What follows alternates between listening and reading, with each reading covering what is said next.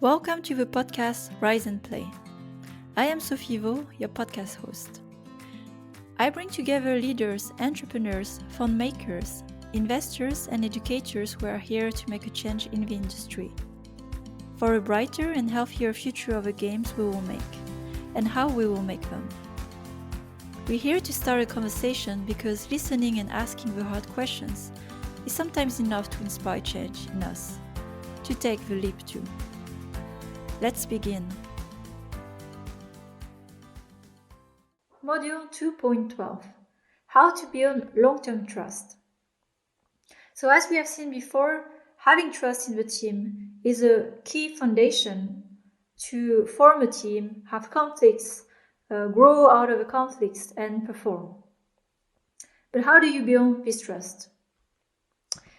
And as a reminder, as I talked about it in the previous models, what is behind the trust is, do you understand the logic of a person? Can you empathize? Do you understand about how they feel about the situation? And do you think they're authentic? Do you feel authenticity about the person? How do you create that in a team, in a group? And as a reminder as well, why it matters? Because without the trust, you cannot have healthy conflicts inside a team. So let's take a step back here about what is important when you have a trust. And the factors of the trust is, first, you need to have a trust to be able to have good conflicts. And what is behind a good conflict is caring. When you fight for something inside the team, do the team members care about each other and do they trust that they are all here for the same reason with the same goal? And that is one of the foundations that helps to build the trust through the conflicts, when you understand then you have each other's best interest. But is it always the case? And then above this first part of benevolence, you have integrity. So how, and which is touching us also with the concept of authenticity. How much do you trust the person to act according to their values and what they say? And at last, can the person do what they actually do? But these are all the factors that create trust for a good conflict. And this is a good model for you to remember how you can have these conflicts if trust is displayed. But when we think about trust, I'm sorry here that I don't have any quick wins for this. Because although I can share all the models and the mental models and framework of how to deconstruct trust, how to make sense of it, there are no quick wins. And there's only one thing that builds the trust. It is time and experiences. And I'll go more in details about that. And trust is not something you have now and you have forever. It is like workout. You have to work for it every day. There are many actions that can break the trust, but to keep it for a long run, it's about all the actions also you do to keep the trust every day. So trust is definitely not something that you work one time and that you hope for it to happen, but it's something you incorporate in your work, in your culture, in your value every day. And how does it look like? First, I think I can give you all the advices in the world of how to build trust among individuals, but that's probably a whole book by itself and a thesis, which I'm not qualified for. But what I can say in the context of a game industry or a studio, the best way to build trust is to ship and kill games together. Make game fast, prototype, ship something together, fail together. This is what will have create the situation of conflicts, of having a shared goal together, delivering towards these goals and learning from each other. And in my experience, that is the best way to build trust in a quick way. So think about your situation in the studio. What is the setup you can make teams and people in your team to ship and kill games together. And second, it's really important, we talk often about people as workers, where we need to create performing teams, people as resources.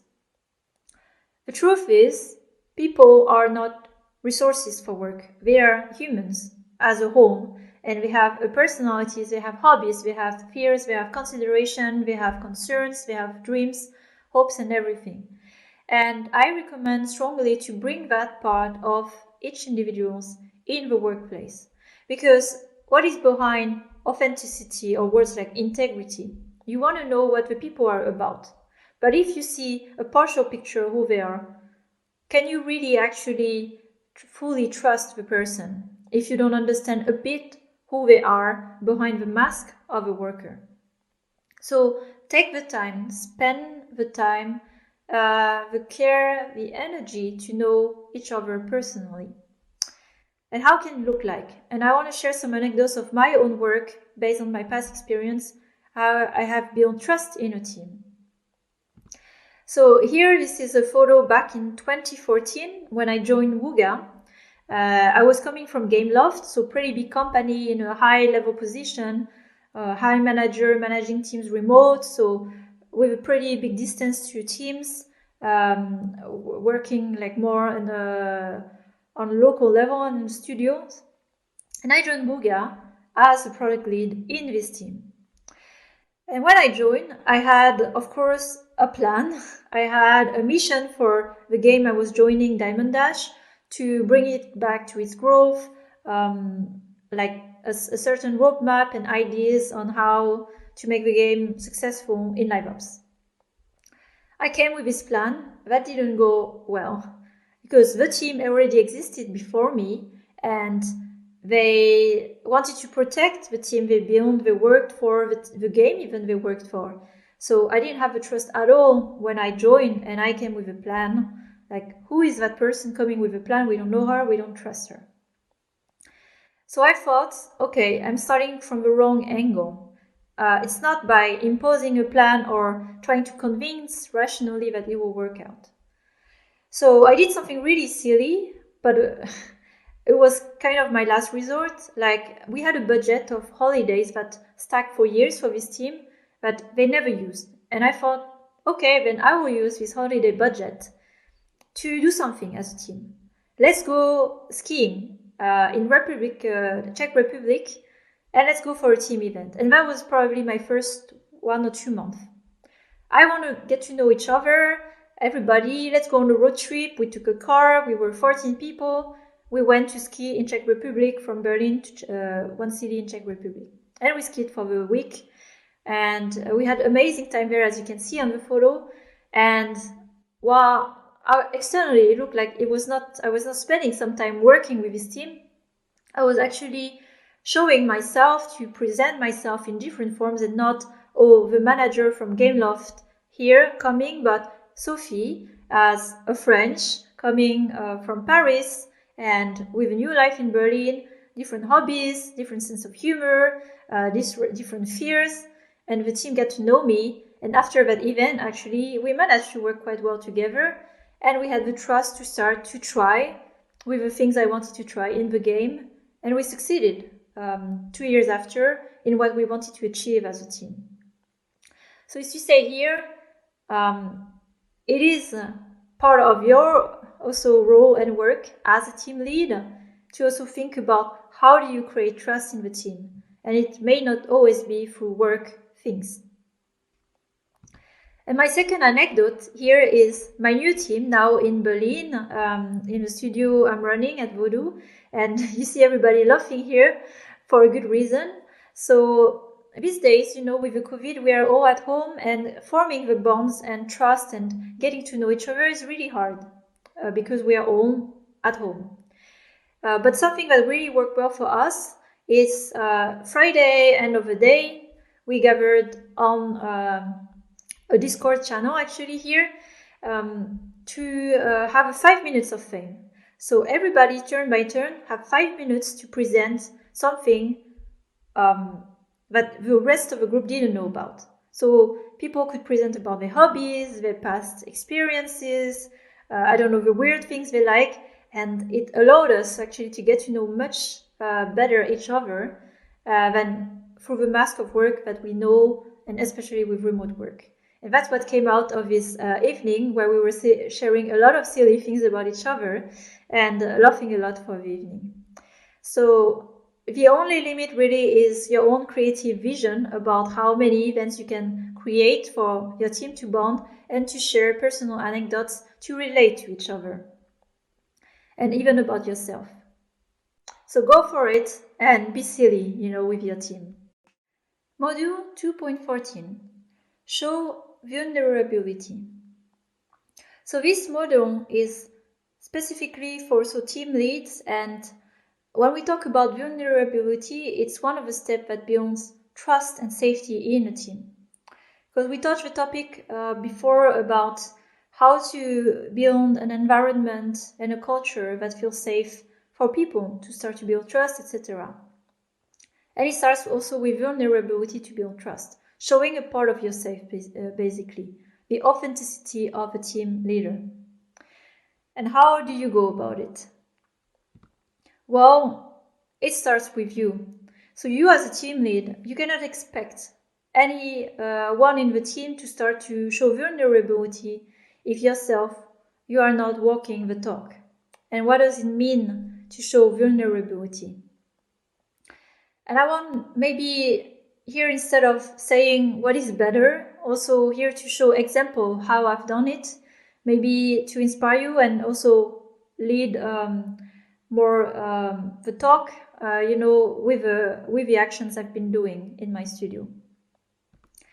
So I think something that was very powerful and helpful here, and there will be the link in the materials of is that I shared a few months ago all my mistakes I have done in 2020. Not my mistakes only as a leader, but of course as a group, but personally I'm the one accountable for the mistakes, and sharing it publicly with industry. Because we started a studio in a very difficult context, a new studio in a company formed during COVID. What were the challenges and what were the things I learned and what were the things that didn't go so well based on my own introspection. And that was very helpful to first show that, okay, I'm far from feeling that I'm right in many topics. And second is also admitting that sometimes I had a wrong judgment about things, and I'm okay to revisit them and have no shame about it, because I'm just human and I'm trying my best, like everyone else here, with the same mission. So this is a way also as a team lead, as a very good exercise also for journaling, to sharing your top mistakes with your team, with your peers, with industry, and a very freeing exercise as well. And here, for example, I wanted to share the anecdote of how I applied it as well with my team end of last year, when I shared with them. So that was part of my article about sharing my top mistakes. But I was really, really stressed end of last year. We had a big milestone to meet with our game in soft launch. And we had also a change of management, and there was a lot of insecurity on my end. Like, are we still a studio that will exist if we don't work? It doesn't work out with the game. What will happen to us? And I didn't admit that to myself, but I was really in stress. And but it was also affecting my team with the stress I had.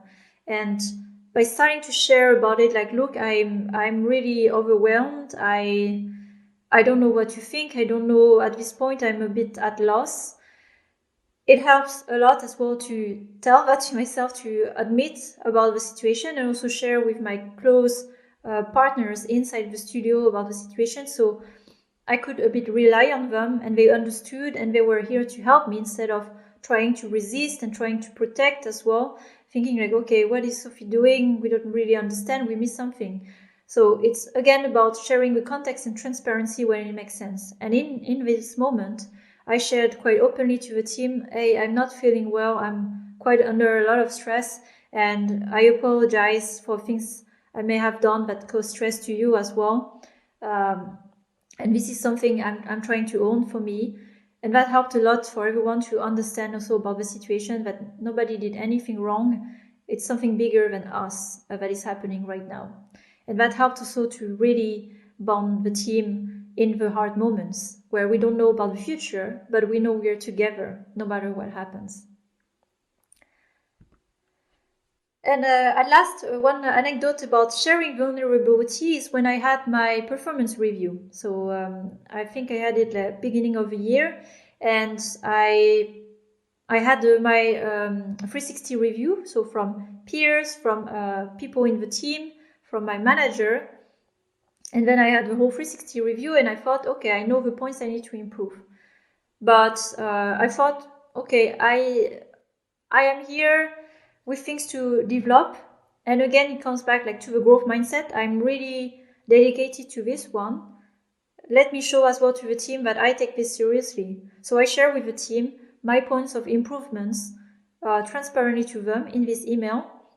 So first, thanking them for the feedback, but it was great to have a feedback, and I'm very grateful for this, and I take seriously the feedback, and I will work on the things that I saw standing out of the points of things to improve. And by showing this to the team, my intent was to show that first, no one is better than each other, but to not show that we have all things to improve, and we are supporting in our development goals each other as a team and studio. And that is also what created the connection with the team, to understand that we are all on a path of a development and trying our best here, and no one's perfect. So among like the several anecdotes, what I really recommend to share vulnerability, sharing about your mistakes, sharing about the things you need to develop and why, and sharing about your fears, your concerns is the best way you can connect with the team, and also set a culture of vulnerability when you apply it for yourself. Module 2.14, confront your biggest fears. So as we come at the end of the masterclass, and we touched about, the topics on building the trust, building safety, and embodying vulnerability as a team leader, I think behind all of that are very strong emotions that also can affect a team in a good and bad way, is also the fears. And I address this module especially for team leaders to talk and think about the fears that are associated to the challenge of building a studio and launching a game. We know the rate of success is quite low, and there are many things at risk and many fears during the journey of development. And this module is particularly to talk about confronting your biggest fears. I was really inspired by this talk from Tim Ferriss of why you should define your fears instead of your goals. And basically what he's doing in this TED Talk is about doing the fear setting exercise. Because a lot of times we think we have goals that are conscious, but a lot of our actions are driven by our fears. And sometimes when these fears are not put into light, we are more driven by our fears than we are actually taking ownership of our actions and why we are motivated to do certain things. So I want to encourage here to do the exercise, the fear setting exercise of what are the biggest fears for you or for your studio, the biggest things that can happen and that you think about make you concerned.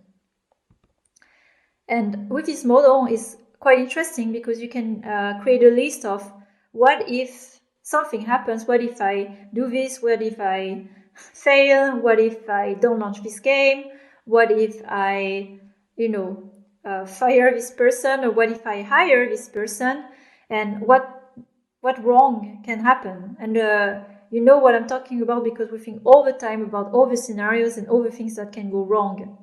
So why not making it very clear and write it down to put it into reality? And I want to share an example here of some of my fears when I built the studio last year. And one of my fears that have always been very in any games I have done, but it's one that comes really with even like deeply in questioning my own profession, is the game we are making fun? So the game is not fun. So what to do with this fear? And going a bit deeper in this fear, I realized, well, there may be things to look at. But let's go through all the fears here.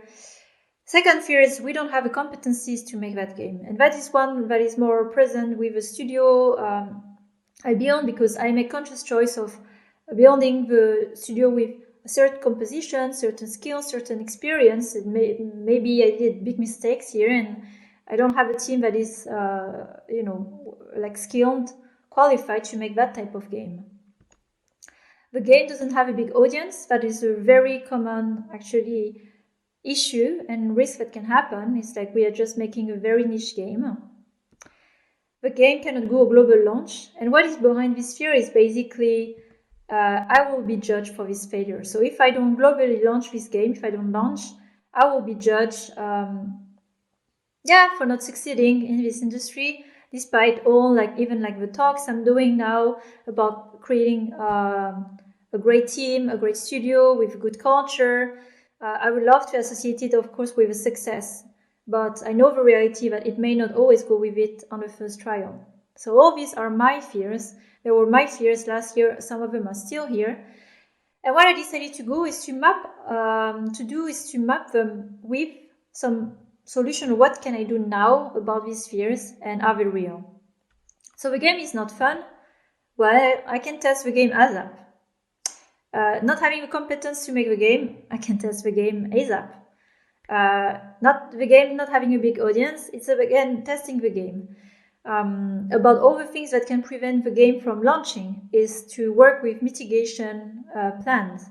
And I do that all the time. So I write down my fear and then I make the plans like, okay, what should I do now to either prevent it or to accept that if it happens, am I okay with what would happen after? And the last one is more personal work, like the fear of being judged for not launching a game or having a success on the first year. This is more a reflection work for myself. What does it say about me if I don't manage to launch and succeed on the first year? Is it that I miss of self-confidence? Is it something that I'm defining too much myself by the success of the games, where maybe the success is somewhere else? And this is more personal work for me to do. But to me, it was a very healthy exercise to just write down all these fears and own them and look at them and confront them, instead of having them always in the back of my head and just doing things here and there, in panic, just to try to make up for these fears. So take the time to journal and write down all your fears and what do you want to do about them now or later? Or are you okay with the outcome of what may happen indeed if these fears actually happen? Thanks for listening to this new episode of Rise and Play podcast. If you enjoyed the content and want to support what we're doing, rate and review the podcast, spread the word about it. If you'd like to contribute to the change too, reach out to me on LinkedIn for a collaboration. You'll find all the rest of the content on riseandplay.io, including my free masterclass on conscious leadership. Until the next time.